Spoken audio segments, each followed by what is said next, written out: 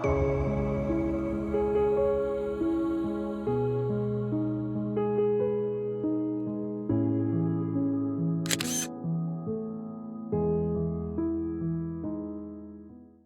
I'm down by the Sava River at the moment, and it's a beautiful evening, and I found a few interesting compositions.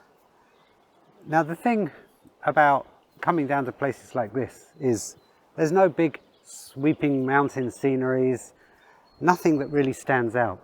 And what you often have to do is look for the small detail within the scene itself.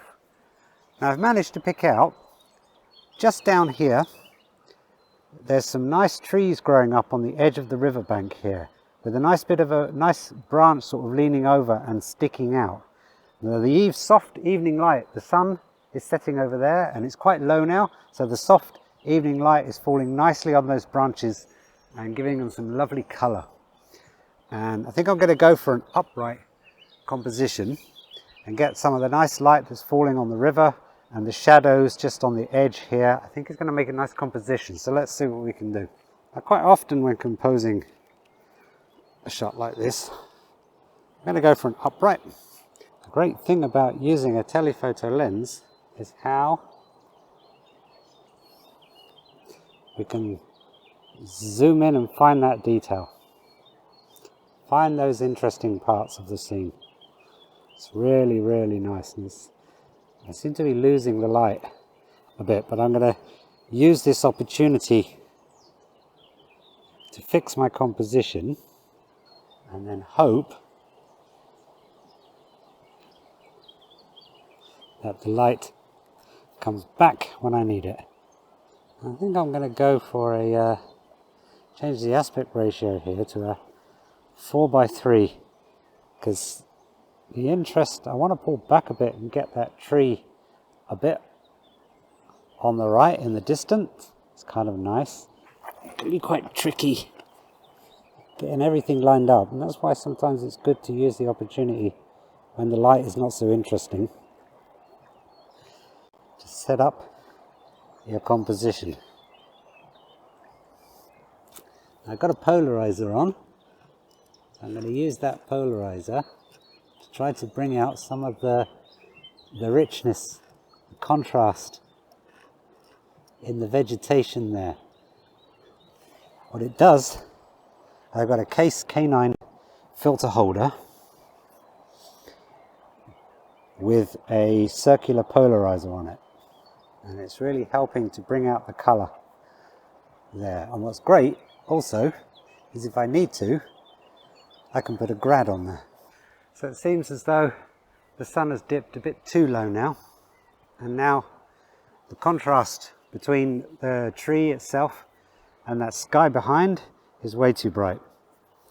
Now I can take a shot now to show you, but you'll see that the sky itself is overexposed. So I could put a grad on, but I've got too much, really the sky, there's the imbalance between the two really. There's no clear definition between the sky and the rest of it. And it's also coming from the side. So what I'm going to do instead is I'm going to zoom in closer to my scene and look for something a bit more intimate. Now, there's a nice branch right down in the bottom corner there that's quite interesting. I'll put the white balance onto shady to warm it up a bit more. Might put it back now just to see how it looks without it. I am sadly losing the light. Now I took a shot of this earlier. I'll show you the shot I took earlier now. I'll put that up there. Now it's a good opportunity maybe to show you what you can do when you have lost the light a bit. Now in the old days of film, we used to put a warm-up filter on the lens. But today, we don't need a warm-up filter. We can use our white balance settings. Now the white balance, the shady white balance, helps to really warm up the branches and the trunks of those trees. Now that's really nice. Coupled with the polarizer, helping to control the reflections on the water a bit, and sort of bring out some of the contrast there. And that's it. This is a nice, interesting little shot. So I'm going to take this shot now. Beautiful. Beautiful. Actually quite like that. Nothing spectacular. No big mountain peaks, snow-covered mountain peaks, or what Slovenia usually provides.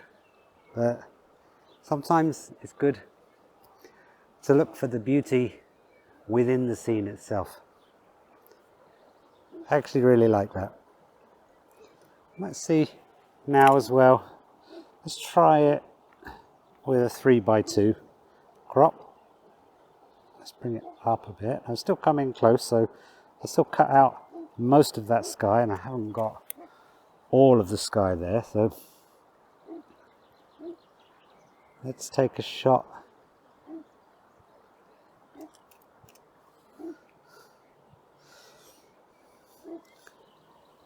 with the whole of the scene, and a shot with the 4x3 crop. And that's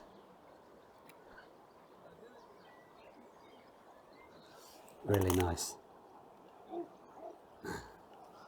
I might just try straighten it up a bit. Seemed like it was a little off, so I'm going to take another 2 shots now like that. One, now I've straightened it up a touch.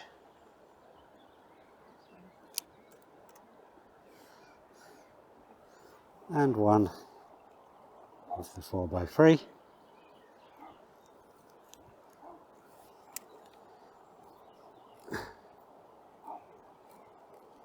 Down a touch.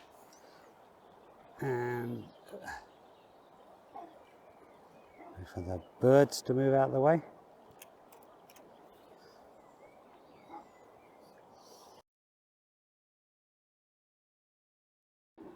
Okay, so let's go to the computer and see which one looks the best on the big screen. Okay, so here are the results from this photo shoot. Now this first picture is the one that I said I took a little bit earlier, and these are the 2 pictures that I took at the very end. Now you can see the difference here, although it's rather subtle. The bottom half of the trees here were already starting to fall into some shade, and although the contrast isn't huge, the light on the top of the trees here is a bit softer, but it's less on the bottom half of the trees here, so you can see a subtle difference, but it's not that great. But here the light was much more even, and it was earlier. Now you can again see the difference where that the white balance actually makes. Now this photo I took on a daylight white balance setting, and as I said in the video, these photos I then set to cloudy, and so this, you can see, has a more overall warmer effect. If we look at this one now, the color temperature here is 5200 in Adobe Camera RAW. So if we put that down to also, we can then see the difference. The scene was slightly warmer because the sun had dipped a bit lower by this time. But you can see here the difference that the setting the white balance to cloudy has made. It has warmed up the scene overall. Now here we get into the realm of people saying that you're cheating, but you're not cheating. In the old days of film, the photographer would put a warm-up filter on the end of the lens in order to do this. The only difference here is that we can now do it electronically. We can do it digitally within the computer itself, and we can also do it here in Adobe Camera RAW. Now this again highlights the benefit of photographing and capturing your image in RAW format, because if you save only the JPEG you cannot do this, but if you save the RAW and you open the image up in the RAW converter, you can tweak and adjust your white balance. Now this is no different to whether you do it in the camera or whether you do it here. It's exactly the same process, so it doesn't really matter which way you do it. Now I quite often would make some tweaks to my white balance when I'm processing my image, and in the field I may most of the time shoot on a daylight setting, or at a time when I think I really do want to warm it up, then I'll put it onto cloudy or I'll put it onto shady, but I also know that I can tone it down a bit if it's too much, or I can warm it up a bit if I need a touch more warmth. So I'm actually going to process both of these because I quite like this one shot earlier. It was a closer crop. I zoomed in a bit closer and focused a bit more on this area here, and there was much less sky in my image, whereas this one gives me a bit more sky.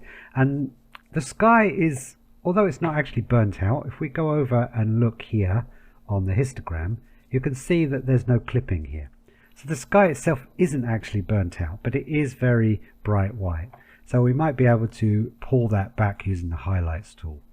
But it's not too much sky, so I think it's quite nice, this image. And I like the warmer effect on this image, but I like the cooler effect on this image. Now the advantage to the cooler effect is the greens look more green. When you warm up the image, you warm up the image overall, so your greens become warmer in a sense. So I kind of like both, so I'm going to process two of them, as I said. Now the first thing I noticed when I opened these up was that I made a mistake when photographing this image. Now I composed both shots to include this little branch here in the water, and the problem is that from where I was standing in the distance, I thought this was much closer to the trees than it actually was. And the problem was that I made the mistake of not focusing on the branch. I should have focused on the branch. Now you can see that even though I used an f16, because I was zooming in at 285mm, I really narrowed my depth of field. And as a result, because I didn't focus on the foreground object, because I didn't focus here on the branch, you can see that it's out of focus. I focused here on the trees, and that was my mistake. So this is a simple solution. So what I'm going to do, and that's again an advantage to shooting a couple of images. I shot one at a 3:2 aspect ratio, and I shot this one on a 4:3 aspect ratio. So just crop this one to a 4:3 aspect ratio, and I can get rid of this branch. Simple solution. Let's first look at this one though. Now you can see right down the bottom I got that branch in just a little bit. I didn't come in quite enough, but I've also got a little bit up here which I don't like too. So again, a simple solution. I can come down here to the geometry panel and I can just scale it up a bit to get rid of all of that. There we go, problem solved. Just taking it up 2 points to 102. Now I've got rid of the branch at the bottom and I've got rid of that little bit of sky up in the corner. Now I've made this image much nicer. There you go, that's gone, and that's gone. There we go. So that's the first little job done. Now I just do a touch of editing, so I'll pull back the highlights a little bit just to darken down this little bit of sky here, and we'll add a touch of contrast and some dehaze here just to bring out the colors, the greens here. Add a touch of texture for the leaves and the branch and the tree trunks here, and a touch of vibrance. Let's take that up to about 10. That's good enough, I think. Now another thing I can do here is I really like the light here on these trees, and the color of these trees is really, really nice. And I want to bring just those out a touch, nothing else. And so Adobe Camera RAW has a great color mixer tool. And here in the color mixer we can choose to adjust individually each color, and we can choose to adjust the hue, the saturation, or the luminance of the color. Now if you want to know more about this, then go watch my video, which goes into this in a lot more detail. But for this I'm going to choose the luminance, because what I want to do is I don't want to increase the saturation of this color. I like the color. I want to increase the brightness of this color itself. So I'll choose the luminance, and orange, it's the closest color, although it's brown, it's sort of a brownish orange, it's not really red. So I'm going to choose the orange. Now you can see ever so subtly, maybe if we can zoom in here you can see a bit better. There we go. Can you see how it's lightening up just those areas, nothing else? Anything in the image that has an orangey browny color, it's affecting that only. So let's put that back. Now we can see. So I'm going to take that up to about 30. That's nice. That's really brought out the color on the tree trunks and the branches, especially the branches here. Now what I really liked here was that the green leaves behind these branches have really made these little branches stand out. If not for that, they would have been lost in the background. So it's really helped to make them stand out. And so by adjusting the luminance of the orange color here, it's really brought that out a lot too. So that's this image done. Now let's go work on this one. Now again, as I said, I want to get rid of this because I made a mistake and it's out of focus. So the simple way to go up here is to go up to the crop tool, and here we can adjust the aspect ratio. So there are two ways that you can set aspect ratio. You can do it in camera. Most cameras have this function already. And you can do it here if you're also in Adobe Camera RAW. And of course you can do cropping within Photoshop and other photo editing programs too.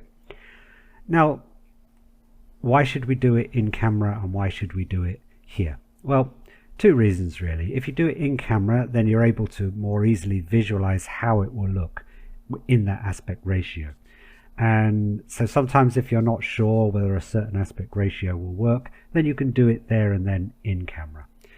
If you want to capture the whole image and then play around with aspect ratios afterwards, you can do that too. Or in this case, do what I did.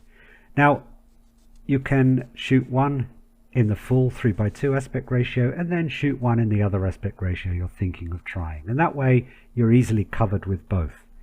Now if you shoot in another aspect ratio in camera and then afterwards you decide that you don't like it, there is still a way to get the full image is actually captured. Well, it certainly is in the Canon 5D and most other Canons, and probably most other cameras I'm sure too. But you can't seem to get it back in Adobe Camera RAW. The only way to do that with the Canon is to use the Canon software itself. So you can get it back, but it's a little more tricky if you're working in Adobe Camera RAW. So for this reason, sometimes I always shoot both, and it's just easy for me to look at both in Adobe Camera RAW and choose which one I like, and overcome problems like this. So here, I can simply change it to a 4:3, pull this down to here, and there, very simply, I've changed my aspect ratio and I've got rid of that problem I had, that branch down the bottom. So that was very simple. Now I can subtly move it around a bit, so I might actually bring it up just to above the branch and include a little bit more of the stony area here. So there you go. I think that one works quite nicely. Let's put this back to as shot as I had it earlier. Now again, as I say, I could warm it up a bit more and use the shady white balance, but that's a bit too much if you ask me, so I'm going to take it back as I shot it. So just a subtle bit of warmth in the scene itself. And the first thing I'll do is pull back the highlights to darken down the sky and bring out some of the detail on the edges of these leaves here. Touch of contrast. Invariably I'd pretty much do the same things really. Touch of texture, touch of dehaze to bring it out, and a touch of vibrance.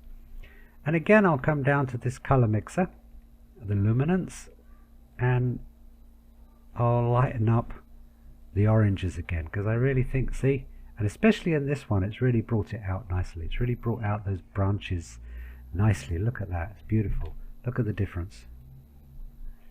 Look at the difference, especially here on this small branch. It really helps to make it stand out.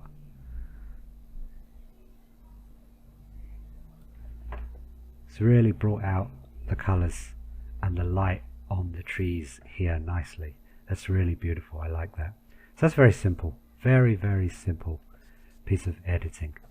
And quite often that's all that's really needed when processing a photograph, in my view. If you have to spend an hour, 2 hours processing a photo, then I really personally can't be bothered, and I just bin it myself.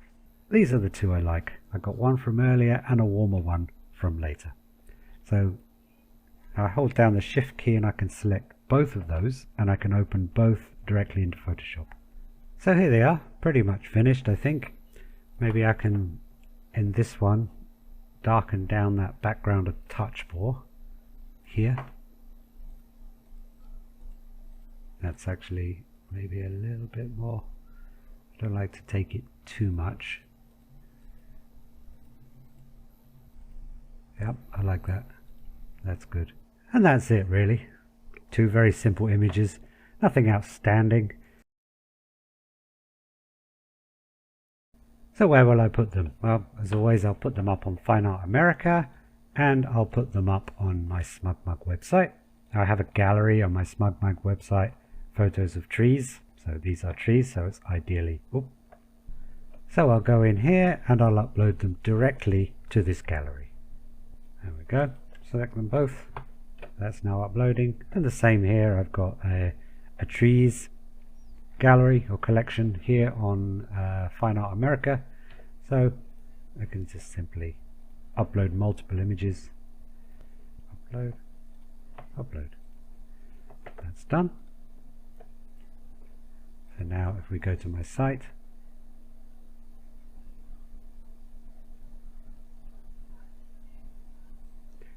and we go to the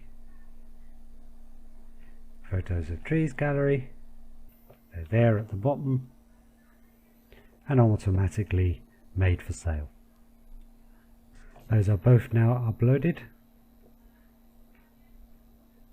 to my Fine Art America page.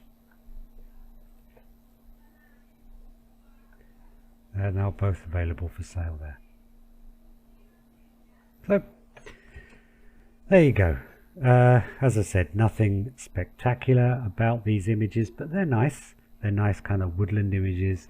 There's some nice warm greens in one, or nice vivid greens in the other. And quite often when people are searching for wall art, they're searching for things that match their decor, that blend with their decor.